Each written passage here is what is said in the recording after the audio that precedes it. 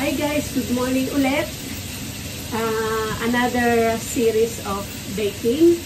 Gawa tayo ngayon ng blueberry lemon loaf. Ayan. So, multitasking tayo ngayon guys. Nag-almusal ako. Shake ng blueberry at avocado and banana. Siyempre with yogurt and milk.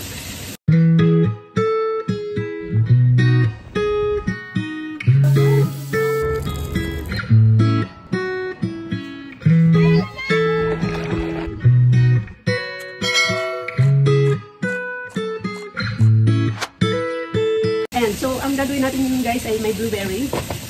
Parang tinapay lang siya. Usual na tinapay. So, meron na tayong 1/2 cup na oil. Ito po ay olive oil. Ayan. So, ilalagay po natin ang ating sugar. Ayan, sugar. 1/2 cup po na sugar. Ayan. And syempre, hindi natin malilimutan ang ating 1/2 cup na milk. Ayan guys, ang ating 1/2 cup milk. At syempre, dalawang itlog. Ayan. Isa.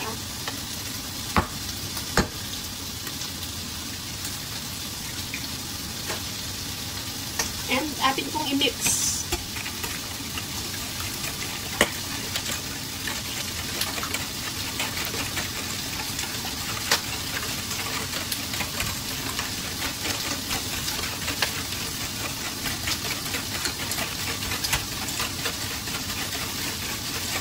Ayan. And guys, ilalagay na po natin ang ating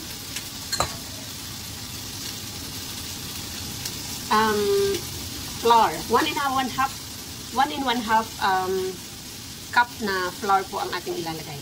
Ayan. Ayan, syempre haluin ulit natin. Mix natin ng maayos.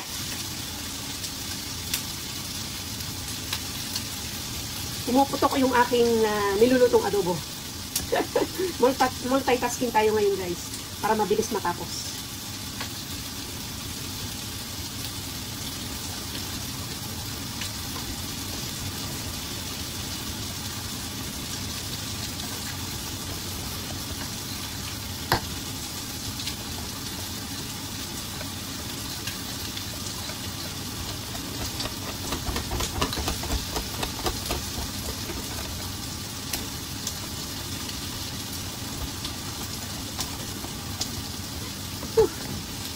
Kakangalay din maghalo-halo. Ayan guys, and lalagyan natin ng 1 tablespoon na vanilla.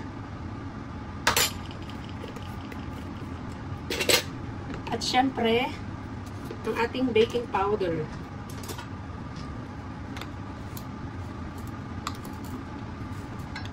Baking powder. And haluin po ulit natin.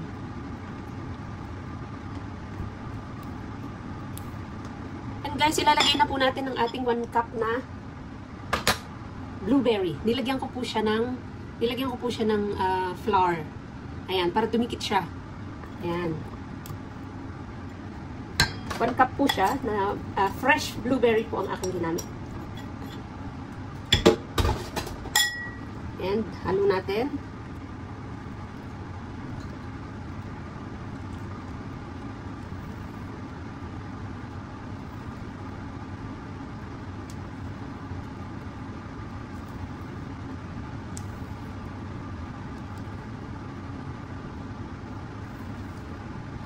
Ayan. And guys, ilalagay na natin sa ating baking tin. Ayan.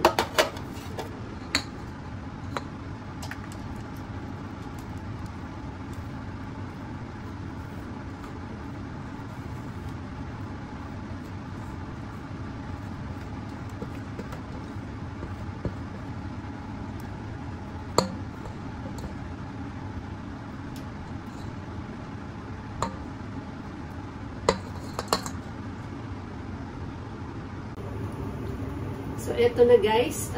Pinapainit ko lang yung ating oven. Kailangan kasing mainit. And, ilalagay na natin siya pagka na-preheat na yung oven. And guys, so, first time ko itong ginawa guys. So, tingnan ko kung ano magiging resulta.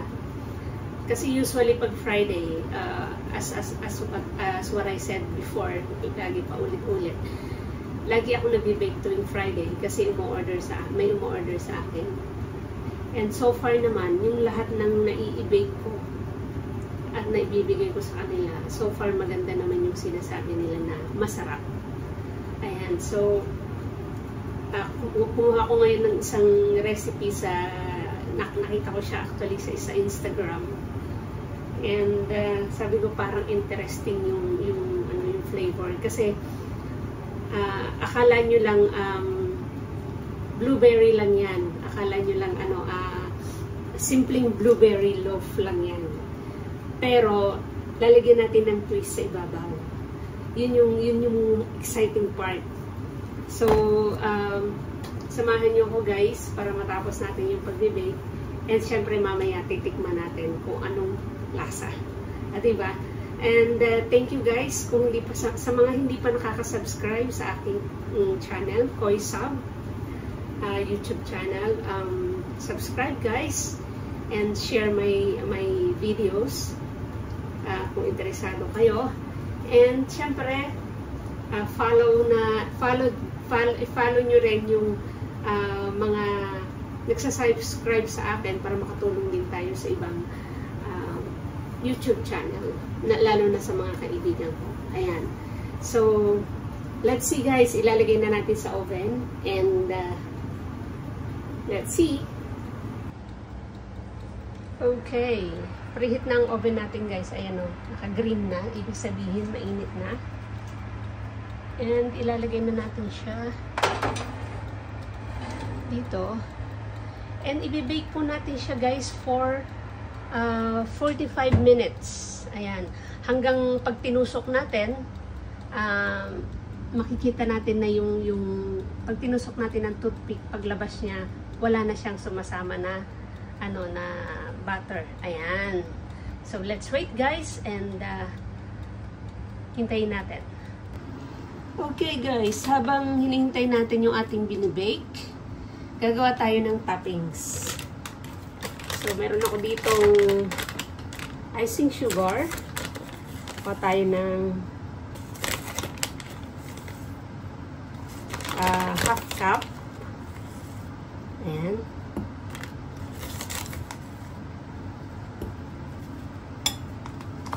Kalahating cup lang po yan, guys.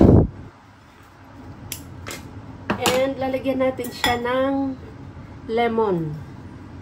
Juice of lemon guys. Ayan. Paunti-unti lang.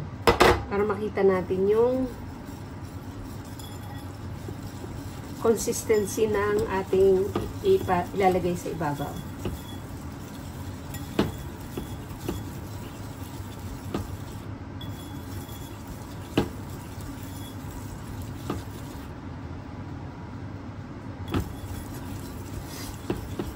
Ayan.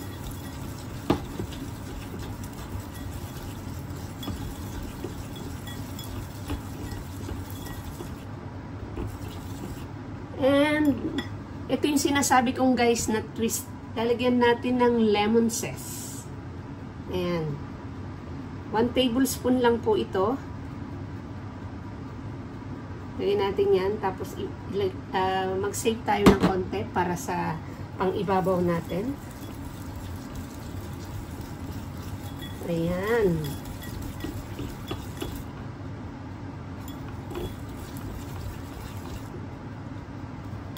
Lagyan pa natin ng konti.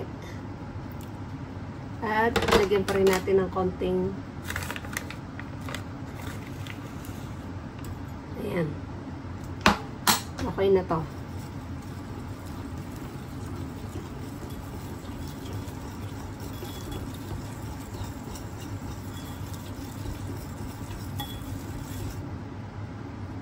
Pwede na.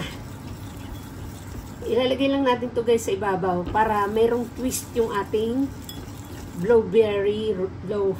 Ayan. Para lang magkaroon ng twist. Tapos maasim-asim sa ibabaw, 'di ba? Good. So habang hinihintay natin guys yung ating binibake, set aside muna natin 'yan. And guys, tusukin natin. Yeah, okay na siya. Ayan, malinis. Ibig sabihin, luto na siya. Ayan, so take out na natin. Palalamigin pa natin siya. Okay guys, tapos na. At ilalagay na natin ang ating toppings.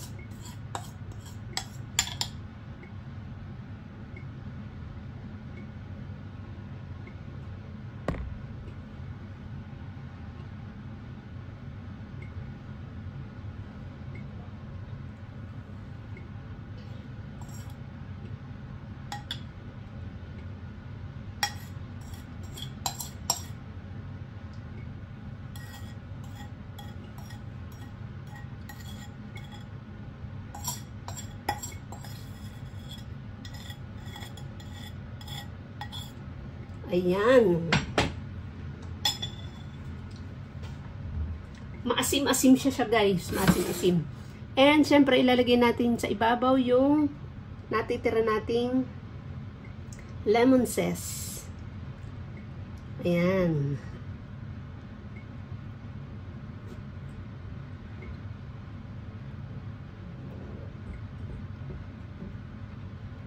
Yay! So ito na guys. O diba, ang sarap? Tingin pa lang masarap na.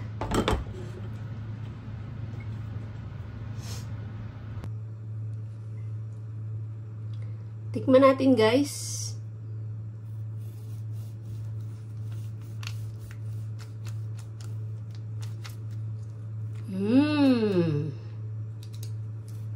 Yummy! So guys, syempre titikman natin. Ayan o. Kikita nyo yung blueberry. Ayan.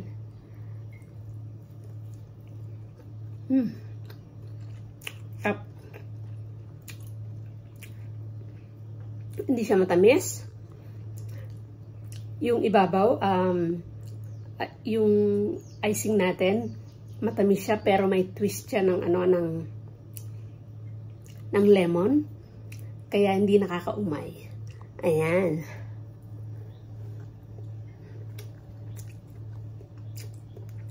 So, thank you guys for watching.